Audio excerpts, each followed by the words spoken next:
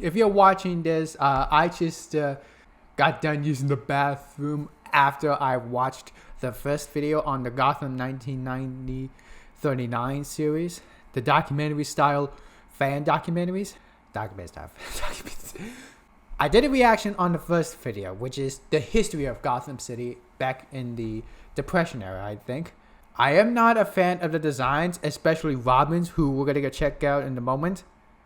But putting the looks aside, I am really interested in this. The time period, the documentaries, I hope they have more to spice up. Maybe more newspaper clippings. Maybe more testimonials. Maybe the diaries on some of the characters. We're going to check out Robin in this series.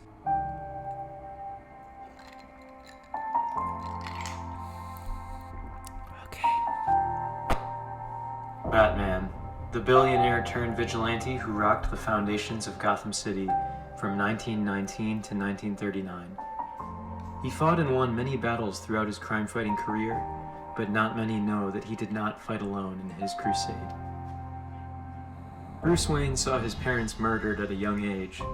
His parents, industrial titans in the business scene of Gotham, left the young boy a massive fortune, with him being left in the care of the family butler, Alfred Pennyworth. Oh, that's As Alfred. Bruce grew into adulthood, That's specifically Alfred. once he had returned home from his time abroad, he took on the mantle of the Bat. Okay. During his formative years of crime fighting, he worked alone, striking fear into the hearts of criminals, as an almost mythological creature of the night. All of that changed after one fateful night. Haley's Circus, a renowned show throughout 1920s America, had come to Gotham showcasing their treasured circus act, The Flying Flying Graysons. Graysons. This family of acrobats Are those blood? Oh my gosh, the details, the poster, the design. And the blood. It's a nice touch. flew through the air with great ease, awing many by their daring stunts without the use of a net. The youngest Grayson, Dick, was an acrobatic prodigy. He always felt more at home in the air than on the ground, and together with his parents, they were a tight-knit group. On this night, Bruce had decided to attend one of their famous shows. Normally, the show went on flawlessly with the crowd on the edge of their seats. This But night, then the however, Fire Nation something attacked. went horribly wrong. A local gangster, when denied protection money by the ringleader of Haley's Circus, sabotaged the trapeze. During the height of their act, the Grayson parents fell, dying in front of Artistic the entire picture. circus, as well as their horror-struck son, Dick. Bruce witnessed this tragedy, also horror-struck, and was brought back to the night many years ago when his parents died. He saw in Dick a kindred spirit, someone who needed the same direction he had when the pain became too much. He took Dick on as his ward, teaching him to channel his anger and training him in combat. Robin, the boy wonder, appeared on the scene, helping the Batman to bring his parents' killer to justice. The dynamic duo fought crime together for many years until, eventually, once Dick had reached adulthood, they had a Okay, I'm sorry. The designs aside, did Batman and Robin decide to take a picture together? I don't know why they do that. falling out. Dick had seen too much in his time as a crime fighter. I in could Gotham. buy Dick as a Too kid many doing it, horrors, but too much death. Ah. He felt stuck under the shadow Wait, of what the? too many horrors, too much death. Oh my gosh!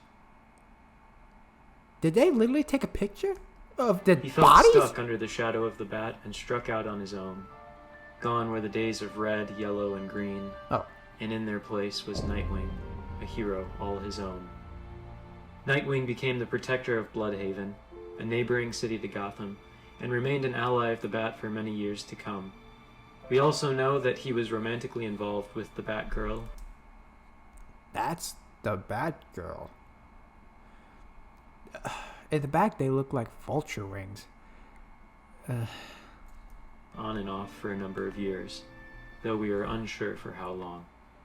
Dick's departure left a void in the Batman's crime-fighting career. Naturally, it didn't take long before another orphan in need came onto his radar. Jason Todd, I presume? For everything that Dick Grayson was, Jason Todd was the opposite.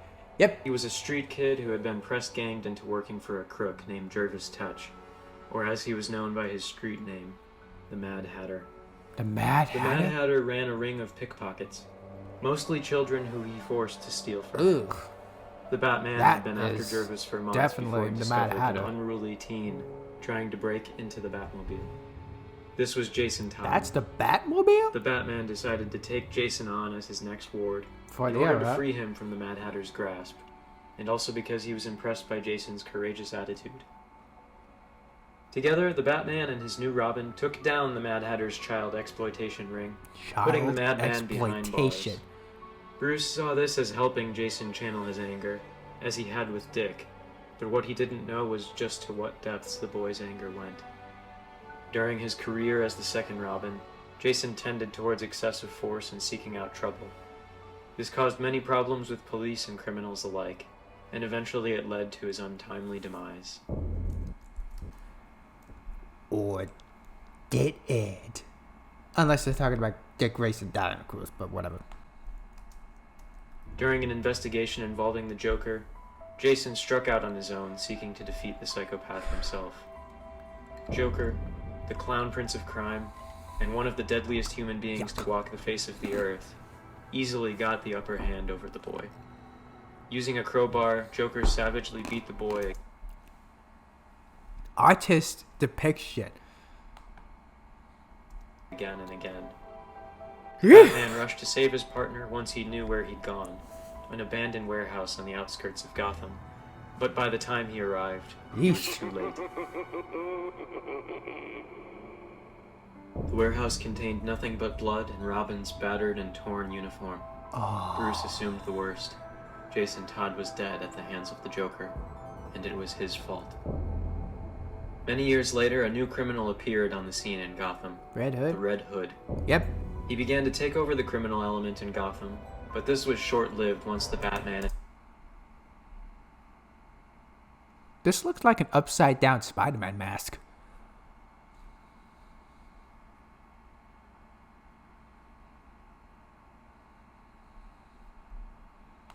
and his allies discovered his true identity. It was none other than Jason, returned from the grave. Ra's al Ghul, the leader of the League of Assassins, had been keeping an eye on the boy for a while, intrigued by his rage.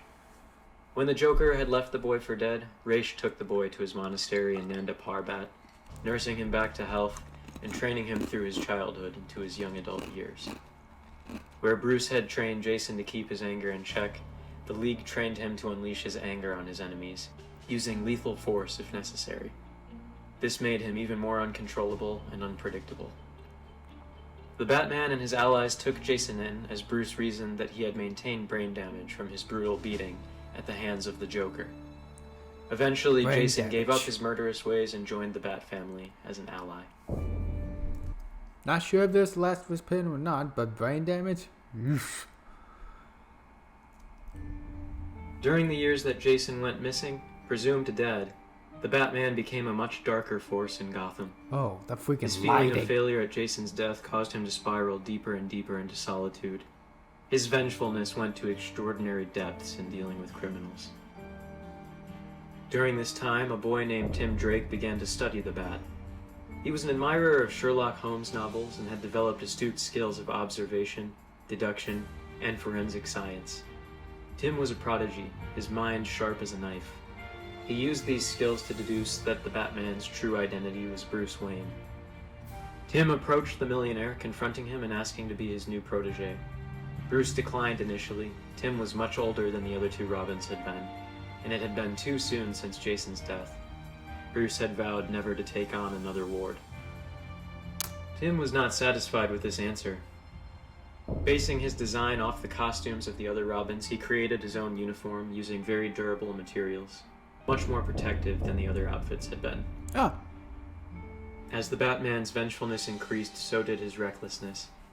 During an investigation into his former friend, Harvey Dent, now known as Two-Face. Two-Face by the criminal underworld of Gotham, the Bat... Oh. Good lord, did he lose an eye too?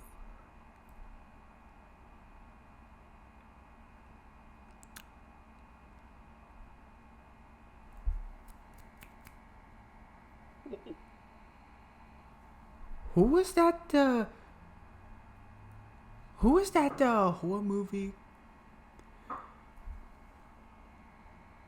Phantom of the Opera? Or something? I think it's Phantom of the Opera. I'm getting the vibes from that. Batman found himself captured. Tim, now the new Robin, arrived on the scene, freeing and helping the Batman, and together they fought Two-Face and his gang, apprehending them. Tim had earned Bruce's respect, becoming one of his most trusted allies. The next person to don the mantle of Robin was an unexpected one. The daughter of Ra's al Ghul, Talia, arrived on the doorstep of Wayne Manor one day. Talia al Ghul? She had a child in tow with her As whom Robin? she claimed to Bruce was his. During Bruce's years of training with the League of Assassins, him and Talia had become romantically involved. Unbeknownst to him, she had conceived and given birth to Damian, raising him in the League until he had reached 10 years of age. Bruce could tell that she was not lying. The boy was clearly a Wayne in appearance, even if he had the demeanor of his grandfather Ra's. Talia gave Damian the choice of whether to return to Nanda Parbat with her, or to remain in Gotham with his father. I can definitely see to stay them with as Bruce. Talia and Damian. Bruce had to work to undo much of the conditioning the League had put the boy through. Damian had a tendency to seek out violence and vengeance above all else, seeing no issue with murdering criminals to achieve peace. He was by far the deadliest of the Batman's protégés, even if he was the youngest. Because Tim was Robin at the time of Damian's arrival, Tim stepped down from the role, taking on his own mantle as Red Wing. This Not allowed Red Damian Robin, to step under the Red Bat's Wing? wing and grow into a crime fighter, not hell-bent on death and revenge, but on justice and hope. Damian considered becoming the next Batman to be his destiny, wanting more than anything to take on the mantle of the Bat one day. In conclusion, there have been many to take on the role of Robin to the Batman, and it has been a long, painful, yet hopeful history. But what became of each of these boy wonders? They're probably Dick old. Grayson remained a crime fighter until he was enlisted to help lead a proto-CIA initiative known as Task Force X. He died Suicide in the line Squad. of duty in 1943 while on a mission in France. Oh. He is remembered and honored still as the protector of Bloodhaven. Damn. No one knows definitively what happened to Jason Todd. Some claim he returned back to Nanda Parbat to live out his days in peace, while others claim to see him all over the world working to take down criminal cartels, assassinating warlords.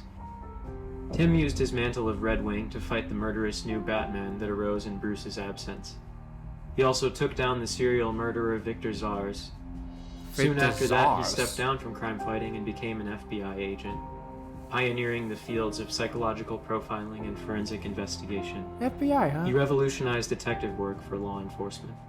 Good for you. Damian remained as Robin until the Batman's retirement. He then left Gotham to take his rightful place as the leader of the League of Assassins. Ra's had passed away, and Damian changed the cult's name to the League of Shadows, taking it in a new direction, one of stealth and covertness. In the wake of World War II, he used the League to restore order in Europe, taking on the persona of the heretic and vowing never to let another war of that magnitude take place. Dang, Damien. Though the mantle of Robin belonged to many different people, the ideals of the role remained the same. Robin was a force for good, a pioneer of hope and justice. Robin was a light to counterbalance the Batman's darkness. Robin defined the Batman in a number of ways, but above all, he was a friend to the Bat and to all the citizens of Gotham. Yep, that's for sure.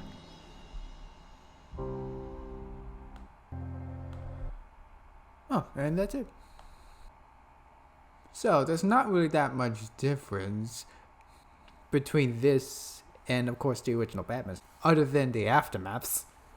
But we gotta see a few new guys. Two-Face has the Phantom of the Opera vibes when Talia al Ghul and Damian al Ghul, or Damian Wayne, they look exactly how they would look in that time period. Sherlock Holmes, Tim Drake, huh? I really do not have much to say. But next time there's going to be Two-Face. Hopefully it'll be much more interesting. And there were a few questionable things about the video, like Batman and Robin taking a picture together. Not sure why they would do that, but whatever. And so far, I really like the artist's demonstration, the interpretation. And of course, there's that one Flying Grayson's poster, which looks old, and such details like that just makes the documentary series feel authentic. And I love the touch of blood. It really fits. Yeah, there's not really much to say. I am looking forward to the Two-Face documentary. If you like what you see, please consider liking and subscribing to my channel, and I hope you have a good day or night, and take care.